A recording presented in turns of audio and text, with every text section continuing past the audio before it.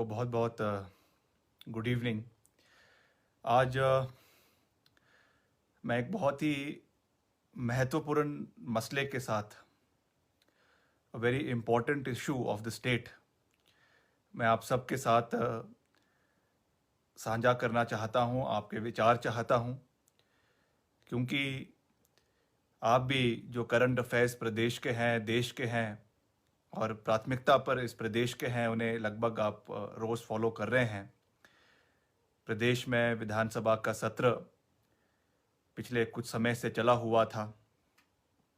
बहुत से उसमें इश्यूज उठाए गए, बहुत से मुद्दों पर चर्चा हुई। मगर आज मैं एक बहुत महत्वपूर्ण विषय पे आपसे चर्चा करना चाहता हूँ, आपके सुझाव चाहता हूँ। जिस तरीके से आप देख रहे हैं कि आजकल मॉनसून्स का सीज़न है, वर्षा का सीज़न है, और जो भारी नुकसान हिमाचल प्रदेश के अलग अलग कोनों में इस वर्षा की वजह से हो रहा है, और ख़ास रूप से जो हमारा जनजातीय क्षेत्र है, यानी जो प्रदेश का ट्राइबल इलाका है, चाहे हमारा किन्नौर का इलाका है, पांगी भरमौर का इलाका है, लाहौल स्पीति का इलाका है, वहाँ पर जो लोग जीवन व्यतीत कर रहे हैं, पहले ही हमसे बहुत ज़्यादा परेशानियाँ उनको अपने रोज़ के जीवन में सहन करनी पड़ती है। आप जानते हैं कि उस इलाके में पहुंचना, वहाँ पे सारी मूलभूत सेवाएं उपलब्ध करवाना एक बहुत कठिन कार्य है। उस परिस्थिति में वो लोग अपना जीवन यापन कर रहे हैं, और उस परिस्थिति में पिछले कुछ दिनों से जो नेचुरल डिज़ास्टर्स हम देख रहे हैं, आपने देखा कुछ दिन पहले जिला किन्नौर के सांगला में एक दुर्घटना घटी, जहाँ पर ऊपर पहाड़ से पथराव हुआ, पत्थर गिरकर जो है नीचे नाले में आए, वहाँ पे पुल टूट गया, और कुछ वहाँ पे जो टूरिस्ट घूमने आए थे उनको अपनी जान, इस हादसे में जो है अपनी जान गंवाई। और अभी 2 दिन पहले ही किन्नौर के जो हमारा नुगलसेरी इलाका है, जो बिल्कुल रामपुर से सटा हुआ है, बॉर्डर पर है, वहाँ पर भी एक बहुत दर्दनाक घटना जो है वो घटी, और उसमें बहुत से लोगों की जान गई। अभी भी वहाँ पे एक्सकवेशन जो है वो चला हुआ है। बहुत सी लोगों की उसमें मृत्यु भी हुई है। कई अभी ऐसे परिवार वहाँ पर है जो अभी तक उनको उसके बारे में, अपने परिजनों के बारे में, अपने परिवार के लोगों के बारे में कोई जानकारी अभी तक जो है वो उपलब्ध नहीं है। तो निश्चित तौर से जहाँ तक ये हम सब के लिए एक बहुत दुर्भाग्यपूर्ण बात है। पिछले कल मैं खुद वहाँ पे, हमने उस इलाके का दौरा किया। वहाँ पे जो माताएं हैं, बहनें हैं, परिवार के लोग उनके हैं, उनसे मिला, और जिस परिवार पे, जिस महिला पे, जिस परिवार के सदस्य पे ये दर्द गुजर रहा है, वही इस चीज़ को समझ सकता है कि क्या उनके ऊपर बीत रही है।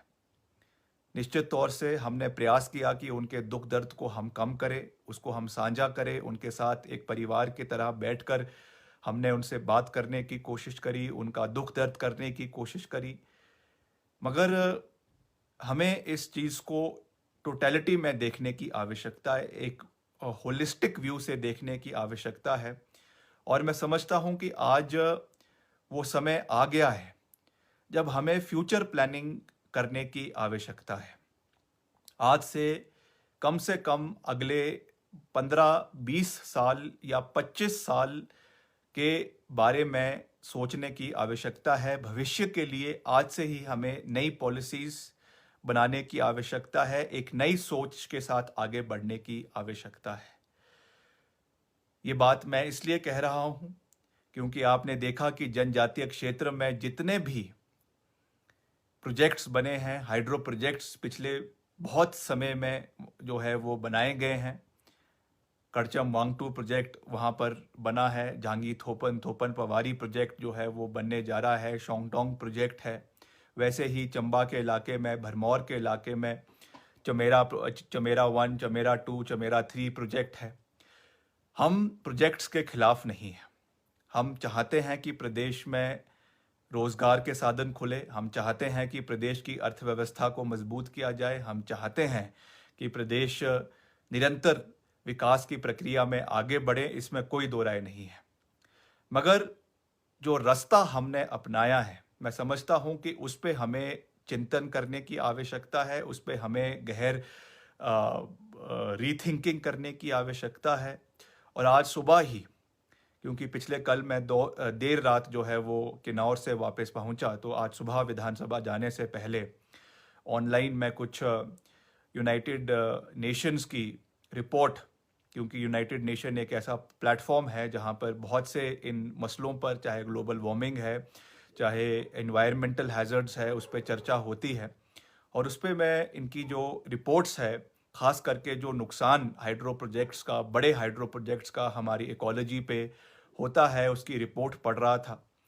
और उस पर हमको देखने को मिला, मुझे हैरानी भी हुई वो पढ़कर, कि हम आज हिंदुस्तान में और हिमाचल प्रदेश में और ख़ास करके जो हमारे पहाड़ी क्षेत्र है, वहाँ पे अभी भी जो हम टेक्नोलॉजीज़ हमारे हाइड्रो प्रोजेक्ट्स में यूज़ कर रहे हैं, चाहे टर्बाइन्स है, चाहे डैम्स है, चाहे run of the river projects है, चाहे वहाँ पे बड़े बांध बनाने की चीज़ें हैं, ये सब चीज़ें जो एडवांस्ड कंट्रीज़ हमारे विश्व की है, चाहे यूनाइटेड स्टेट्स ऑफ अमेरिका है, चाहे यूरोपियन कंट्रीज़ है, यूनाइटेड किंगडम है, फ्रांस है, स्वीडन की कंट्रीज़ है, स्कैंडिनेवियन कंट्रीज़ है, वहाँ पे ये टेक्नोलॉजीज़ आज से 20 से 25 साल पहले जो है वो बंद हो चुकी है।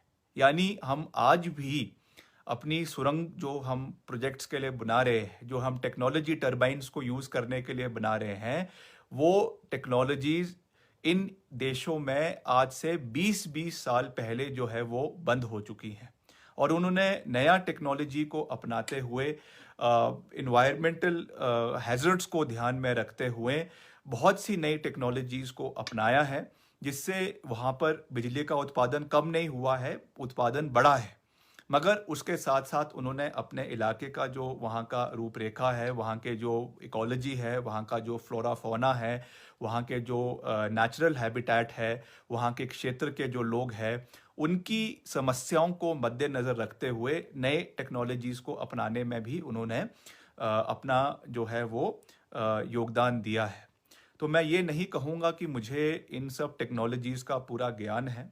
निश्चित तौर से वो सब चीज़ें तो जो इनके टेक्नीशियंस है, जो जो एक्सपर्ट्स है, वही इसके बारे में अपना रूपरेखा बना सकते हैं। मगर एक प्रदेश का कंसर्न्ड युवा होने के नाते, और जिस तरीके से हमने पिछले कुछ दिनों में जो ये दुर्घटनाएं देखी हैं, उसको मद्देनज़र रखते हुए आज मैंने विधानसभा में, जब विधानसभा का सत्र ख़त्म हुआ, उसके बाद माननीय मुख्यमंत्री हिमाचल प्रदेश के श्री जयराम ठाकुर जी से भी इसके बारे में चर्चा करी। और उन्हें मैंने निवेदन किया कि हमें पार्टी लाइन से ऊपर उठकर कुछ चीज़ों पे चर्चा करने की आवश्यकता है। और ये एक ऐसा मसला है, एक ऐसा विषय है जिस पे हमें गंभीरता से आने वाले समय में सोचने की आवश्यकता है। और मुझे विश्वास है कि सरकार भी इस पे अपना कार्य करेगी। और अगला जो विधानसभा का सत्र होगा, क्योंकि अब तो सत्र आज आखिरी दिन था, अगले विधानसभा सत्र में हम प्राथमिकता पे इसके बारे में पूरा हम फीडबैक लेकर इसके बारे में जो और कंट्रीज़ में जिस तरीके से ये इसकी टनलिंग हो रही है, या इसका जो आपका प्रोजेक्ट्स को बनाया जा रहा है और उसमें कितना कम नुकसान इकोलॉजी को हो, उसके हिसाब से हम एक रिपोर्ट तैयार करेंगे। और उसको अगले बार जब विधानसभा का सत्र होगा, उसमें निश्चित तौर से हम इसको उठाने का पूरा प्रयास करेंगे।